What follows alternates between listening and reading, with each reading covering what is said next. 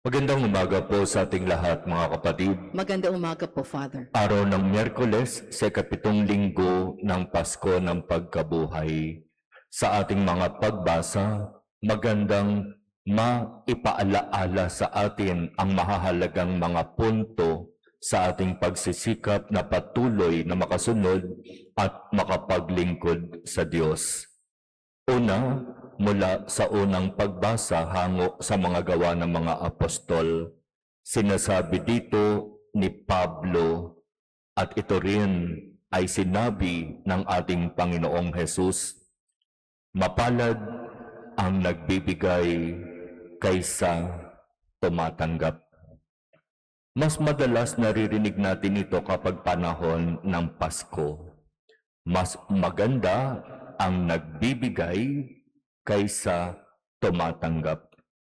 Kapag ito yung naririnig natin, para bang ang mabilis na pumapasok sa isip natin ay nagbibigay ng material na bagay, regalo, token, ano man ang tawag dyan, ang para bang mabilis na pag-iisip natin kapag sinabing mapalad ang nagbibigay, material agad ang pumapasok sa isip. Pero sa totoo, hindi lamang material ang dapat na ibahagi o ibigay natin sa bawat isa.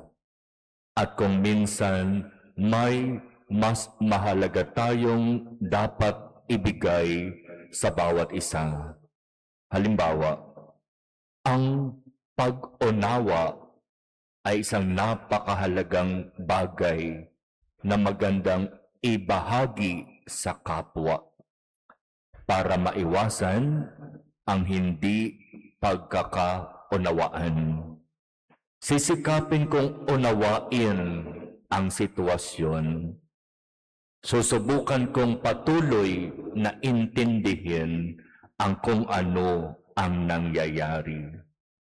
At sa ganitong pamamaraan, maiiwasan yung tinatawag na miscommunication, misunderstanding, at iba pang mga gulo. Ibigay natin ang sapat na pag-unawa at pag-intindi sa bawat isa. At maaari din tayong magbigay ng isang napakagandang biyaya sa bawat isa. Magbigay ng pagpapatawad. Madali ito para sa iba, pero sobrang hirap para sa ilan. Kasi pag sinabing pagpapatawad, nariyan na agad yung pride. Bakit ko papatawarin yung taong yan? Siya ang gumawa ng hindi maganda. Bakit ako magsosorry? Wala akong ginagawa sa kanya. Nananahimik ako. Siya itong para bang nagtatampo ba yan? Galit ba yan? Anong problema ng taong yan?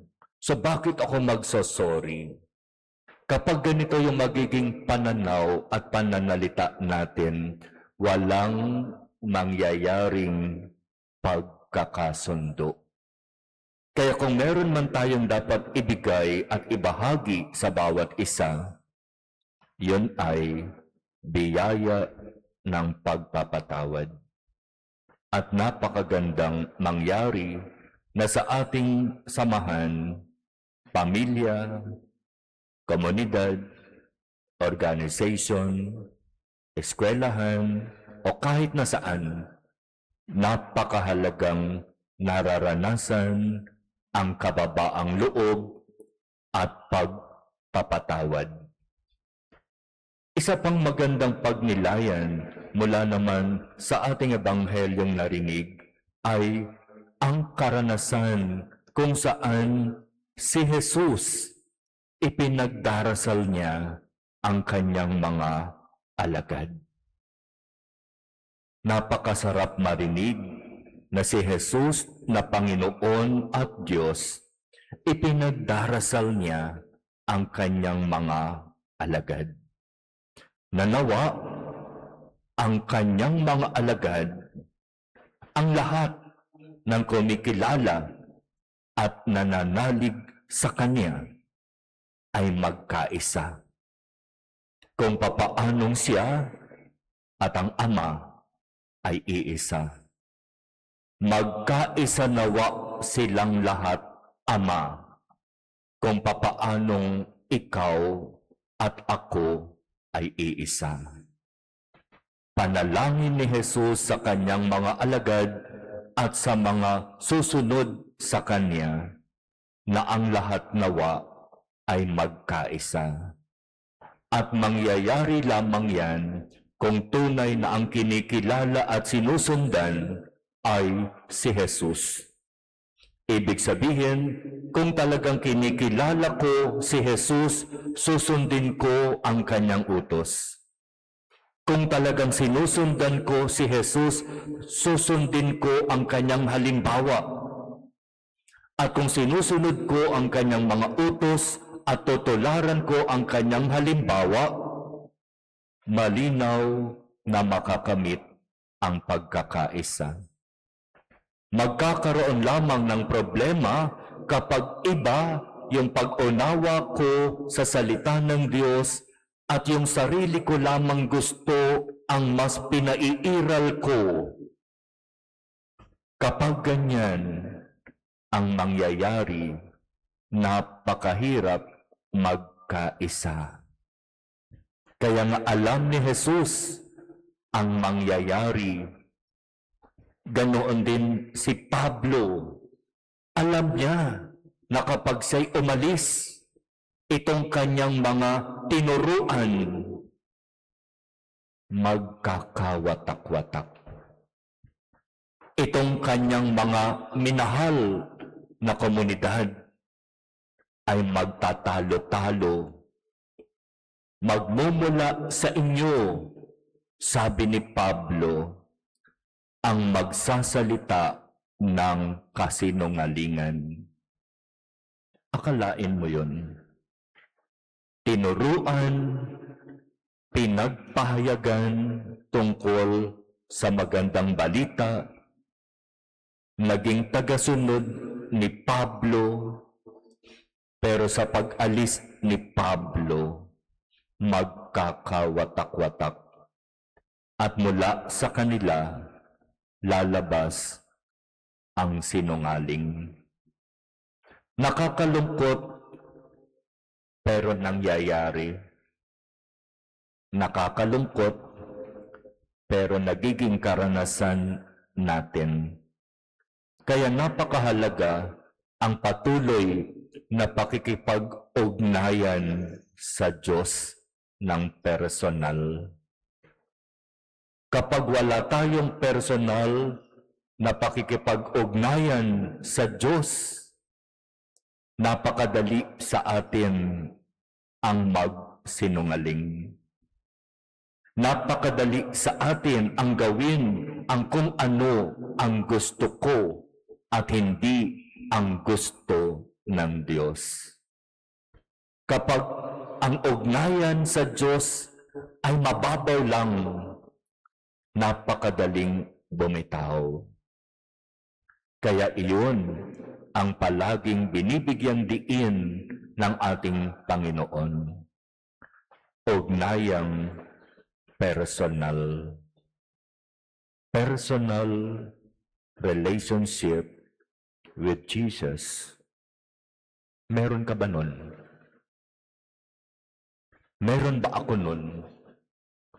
Yung relasyon ko ba kay Jesus, bagamat ako'y nagsisimba, bagamat ako'y member ng isang church organization, bagamat maraming organization ang kinabibilangan ko, sa totoo lang ba, meron ba akong personal na relasyon kay Jesus? At papaano natin masasabi na mayroon tayong personal na relasyon sa Diyos? Kung mayroon tayong regular na oras ng pakikipag-usap sa Kanya sa pananalangin araw-araw. Iba yung communal prayer, katulad ng misa. Iba yung sama-samang panalangin kapag merong organization meeting. Personal prayer, ikaw lang mag-isa. Wala kang kasama. Yung kapag ikaw yung nagdarasal mag-isa, hindi mo tinutulugan si Lord. Kasi minsan sinasabi, ako nagdarasal ako gabi-gabi ng rosary. Nakahiga. Tapos, magigising na lang ulit ako. Hindi ko pala natapos yung rosary. Kaawa na si Lord. Personal relationship bang matatawag yun? Personal prayer ba yun? O ginagamit natin ang rosary na pampatulog? Personal prayer, maaaring nasa kwarto ka, nakaupo, tahimik, nagninilay, kinakausap si Jesus. Ginagawa mo ba talaga yon? Iyon ang mahalaga. Personal na relasyon kay Jesus. Para anuman ang matinding problema o pagsubok na dumating, makakayanan. Hindi agad-agad bibitaw. Kasi ang lakas, ang katatagan, ang inspirasyon nanggagaling kay Jesus.